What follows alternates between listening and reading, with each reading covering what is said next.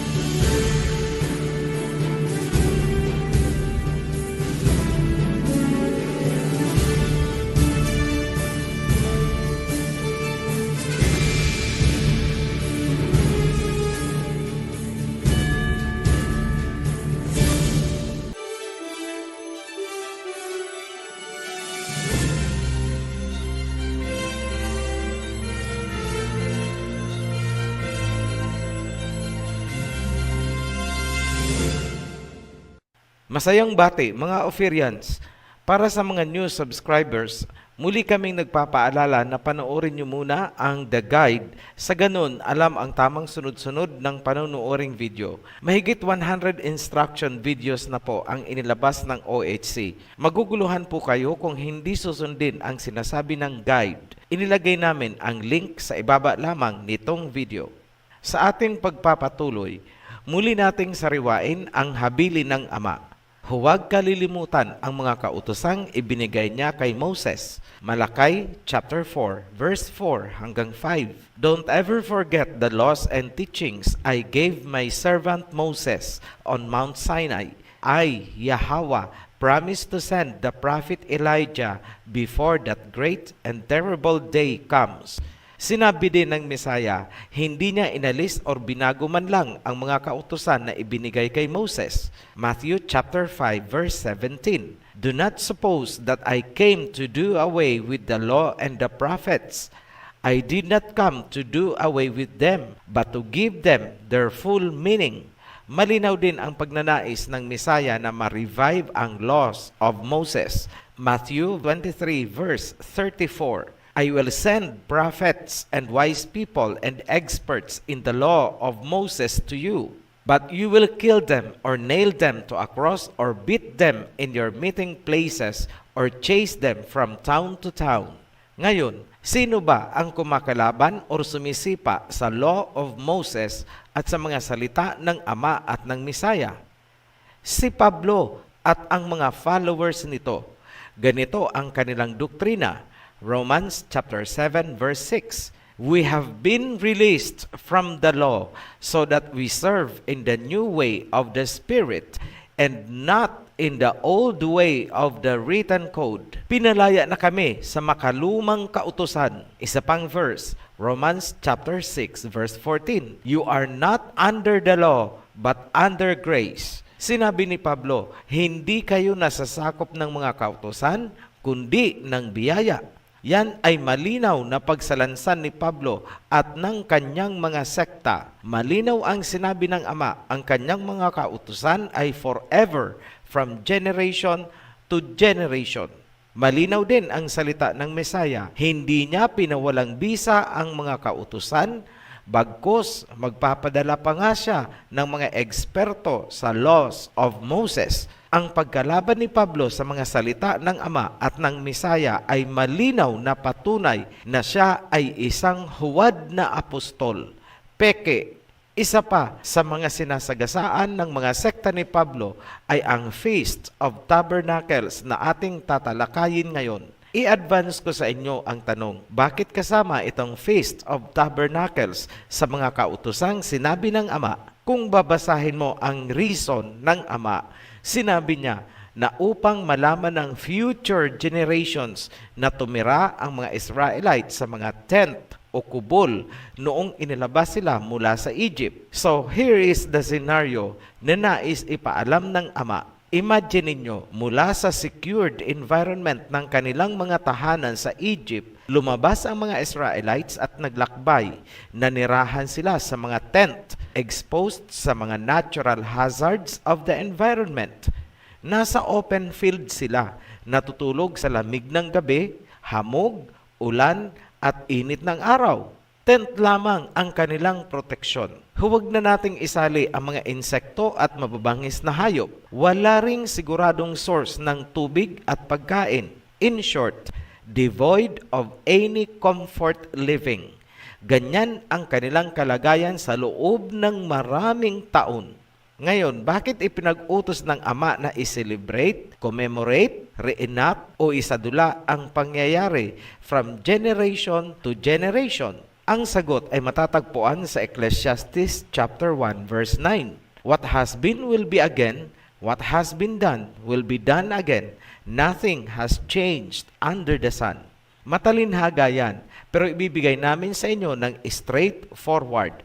Kung ang mga Israelites noon ay nanirahan lamang sa mga tent, mangyayari ulit. Darating ang panahon na ang mga pinili ay maninirahan sa mga kubul sa wilderness during the Great Tribulation. Iiwanan ang modern living conditions. Walang aircon, rice cooker, LPG, microwave oven, at kung ano-ano pang artificial comfort ng technology.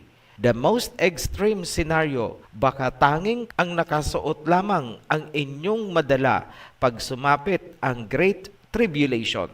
So bakit ipinag-utos ng Ama na gawin ang Feast of Tabernacles for 7 days? Dahil yan ay foreshadow ng mga magaganap. It is all about survival in the wilderness. Baon lamang ang pag-asa at pananampalataya na naririyan at kasama ang Ama tulad sa panahon ni Moses. Sa mga hindi nag-aalam, sa oras na gumalaw ang World Council of Churches na kinandong na ngayon ng United Nations, magsisimula po ang Great Tribulation. Ano ang mangyayari sa mga pinili kapag nangyari na ito? Tayo ay ibibilang sa mga outcasts of the law. Ihihilira tayo sa mga enemy of the state. We cannot buy or sell. So, ano ang ini-expect ninyo? Doon tayo sa wilderness. But don't you worry. Sa oras na pinapanood ninyo itong video, nakahanda na ng Ama ang kakanlungan natin. Pati ang mga taong aagap sa atin. Andyan lang sila. Hindi nyo lang inaakala na sila pala yun. Ang kailangan lang nating gawin ay sanayin ang ating sarili sa uri ng kanilang pamumuhay. Yan ang ginagawa natin sa Feast of Tabernacles, 7 days a year. Kung paanong inipon ang mga Israelites, pamilya sa pamilya, clan by clan, at ayon sa tribo, ganyan din ang mangyayari sa Great Tribulation. Family by family, chapter by chapter, OHC followers, inihahanda na namin kayo sa pamamagitan ng Feast of Tabernacles. Hindi ipag-uutos ng Ama ang Feast of Tabernacles for no reason at all. Ito ang foreshadow of the days to come. Muling magpapamalas ng kapangyarihan ng Ama during the Great Tribulation. Plagues para sa modern Egypt and Babylon. Samantalang Miraculous protection naman para sa mga tinawag at sumunod as in the days of Moses. Pwede bang maulit ang pagpapadala ng manna from heaven? Yes. Yung quails? Yes. Ang pagbukal ng tubig mula sa rock? Yes. Figuratively and spiritually, lalabas si Moses, lalaban si Elijah. Talakayin natin ang detalye ng utos tungkol sa Feast of Tabernacles. Leviticus chapter 23, verse 34. Speak unto the children of Israel, saying, The 15th day of this 7th month shall be the Feast of Tabernacles for 7 days unto Yahweh. Nasusulat, 15 araw ng 7 buwan, 15th day of the 7th month. Verse 35, On the first day shall be a holy convocation. Ye shall do no servile work therein. Idineklarang no servile work ang first day. Technically, yan ang 15th day ng 7th month. Note, no servile work lang po ang sinabi, hindi Sabbath of rest.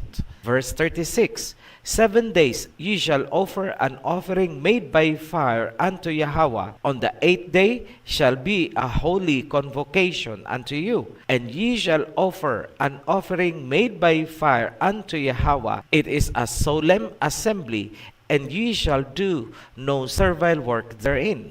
Mga dapat tandaan. Number 1, offering made by fire for 7 days. Number 2, ang 8 araw ay holy convocation. Number 3, mayroon pa ding offering made by fire sa 8 araw. Number 4, no servile work ang 8 araw. Verse 37, These are the feasts of Yahweh, which ye shall proclaim to be holy convocations, to offer an offering made by fire unto Yahweh, a burnt offering, and a meat offering, a sacrifice, and drink offerings, everything upon his day. Ano ang offering na hinihingi? Number 1, meat offering, a sacrifice. Number 2, drink offerings. Verse 38, Beside the Sabbaths of Yahweh, and beside your gifts, and beside all your vows, and beside all your freewill offerings, which ye give unto Yahweh. Hindi kasali ang mga personal vows at mga handog sa hinihinging burnt offerings during the feast. Verse 39, Also in the 15th day of the 7th month, when ye have gathered in the fruit of the land, ye shall keep a feast unto Yahweh 7 days. On the first day shall be a Sabbath, and on the 8th day shall be a Sabbath. Kung tapos na ang anihan, isasabay sa 15th day ang feast para sa harvest. Yan yung wave offering gaya ng sa first fruit. Note, ang sinabi ay kung nakapag-anihan na, meaning kung hindi pa nakaani, hindi po yan gagawin. Verse 40, And ye shall take you on the first day the boughs of goodly trees, branches of palm trees, and the boughs of thick trees, and willows of the brook, and ye shall rejoice before Yahweh your Elohim 7 days. Ipinag-utos na mangangalap ng magagandang sanga ng punong kahoy, palm trees, dahon ito ng nyog sa atin. Verse 41, And ye shall keep it a feast unto Yahweh 7 days in the year. It shall be a statute forever in your generations. Ye shall celebrate it in the 7th month. Gaganapin sa loob ng 7 days, 168 hours. Kailan? Sa 7 buwan ng taon.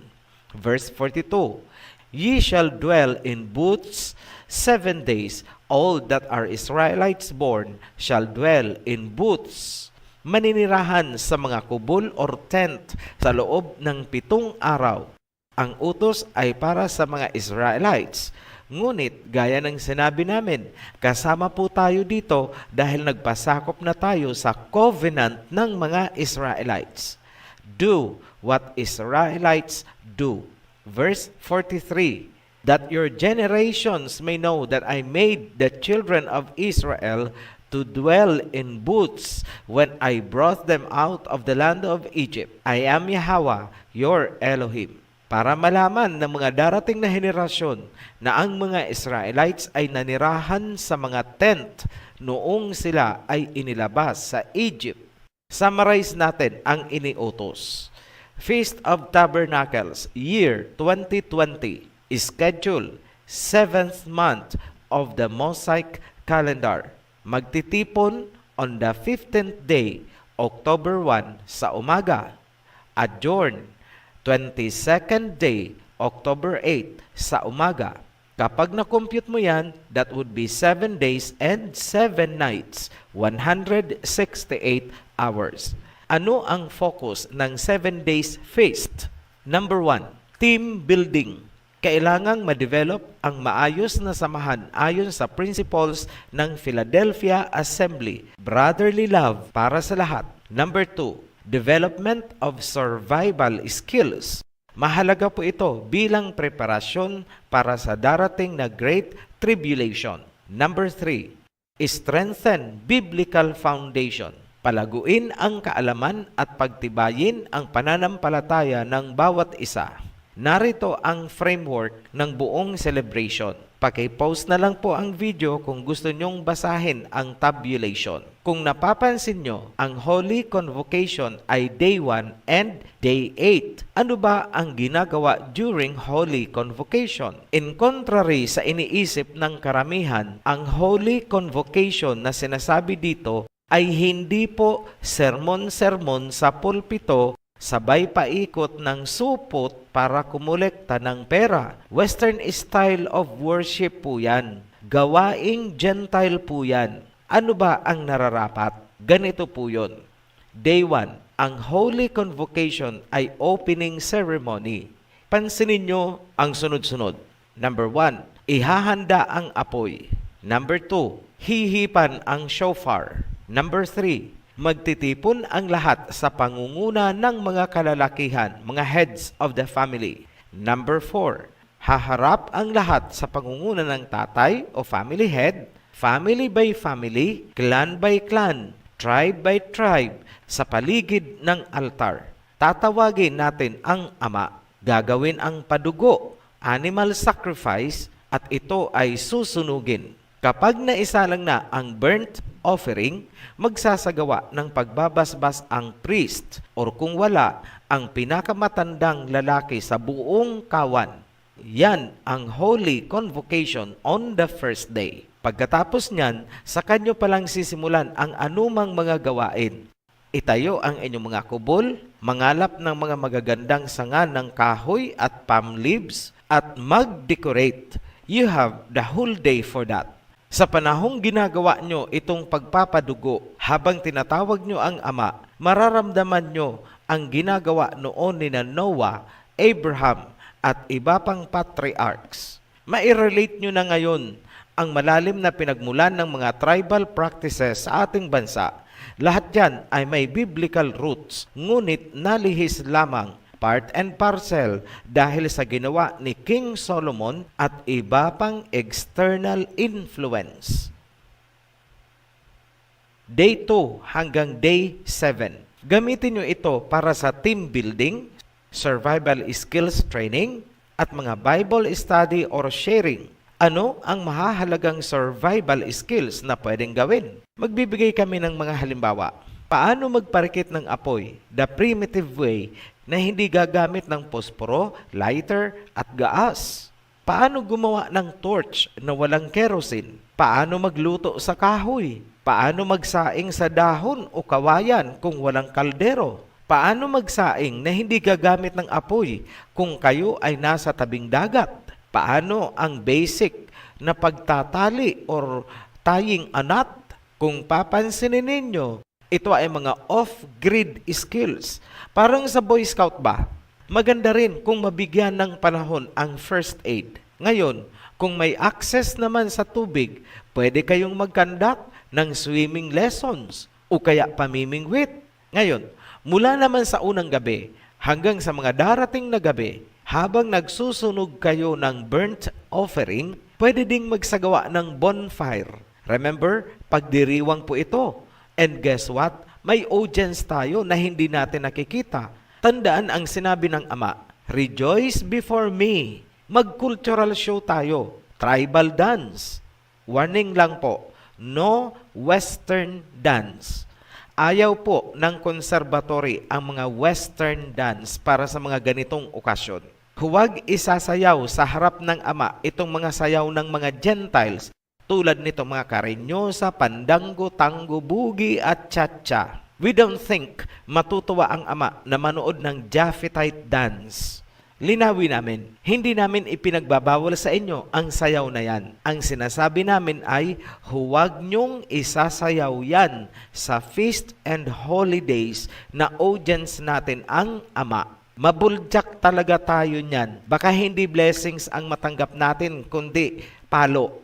In one word, reverence. Shemites po tayo. Behave as a Shemite, at least on the feast days. OHC, pwede bang uminom ng alak? Yes. Basta ilagay natin sa tiyan, huwag sa utak. Ngayon, pag-uusapan natin ang closing or 8th day. Ito yung last day. Kung ano ang ginawa nyo sa day 1, opening ceremony, ganun din ang gagawin nyo sa last day. Umaga, bago kayo maghiwa-hiwalay, gawin ulit ang animal sacrifice. Susunugin, magkakaroon ng prayer at pagbabasbas. Magpapaalam na tayo sa Ama na tayo ay uuwi na. Magpapaalam tayo sa isa't isa. See you next year ulit. Looking forward into the future, kapag nangyari na ang Great Tribulation, doon nyo palang sasabihin, buti na lang mayroong Feast of Tabernacles noon, taon-taon. Malakas ang kutob namin na may prophecy na matutupad sa panahon ng Feast of Tabernacles. Ipapauna namin sa inyo, nasa final stage of preparation ang World Council of Churches at sila ay kinandong na ng United Nations. Nagsama-sama na ang mga sekta ng Japhethite Babylonian Civilization sa pangunguna ng Vatican. Kumakabayo na ang harlot woman sa beast. Gusto nyong malaman ang pinakamalalim na ugat? Wala po sa Book of Revelation, kundi nasa Genesis chapter 3 verse 14 hanggang 15. And Elohim said unto the serpent, And I will put enmity between thee and the woman, and between thy seed and her seed, and it shall bruise thy head, and thou shalt bruise his heel. Mga Ophirians, palapit ng palapit ang climax, ngunit huwag matakot dahil hindi tayo pababayaan ng Ama. Darating ang panahon na muli niyang ipapamalas ang kanyang kapangyarihan as in the days of Moses. Kung paano niyang binagsakan ng mga plagues ang Egypt, mangyayari din sa modern Babylon at Egypt. Ang mga nangyari na miracles noon, ang pagdating ng mana, ang quails, ang pagbulwak ng tubig mula sa rock, ay lahat pwedeng maganap din sa atin habang tayo ay nasa wilderness during the tribulation. Bakit namin nasabi? Nasa sulat, babalik si Moses at Elijah. It could be figuratively, spiritually, or literally sa pagkatao ng namumuno sa atin sa panahong yon. Nothing is impossible. Spirit lamang ni Moses at Elijah ang papasok sa katawan ng isang tao. Kasama na natin sila in the physical plane. Ang mahalaga, kumapit tayo sa salita ng Ama. Return to me, and I will return to you. Bumalik kayo sa akin, at ako ay babalik sa inyo. Malakay chapter 3, verse 7. Muli kaming nagpapasalamat sa inyong patuloy na pagsubaybay sa ating channel. Para sa mga newly baptized sa Covenant, maging matatag kayo. Huwag magpapadala sa mga pressures ng mga unbelievers. Sa mga new subscribers, welcome to the channel. Huwag kalimutang panoorin ang The Guide. Click nyo lang po ang link na inilagay namin sa description sa ibaba lamang nitong video. At para sa lahat, be blessed. Shalom. Marami pong salamat sa inyong panonood. At kung meron po kayong natutuhan, please share the video link. At kung may mga katanungan na nais malaman, please contact ang link na nasa ibaba nito. Maraming pong salamat. Sa muli, pumayo po tayo ng may kapayapaan.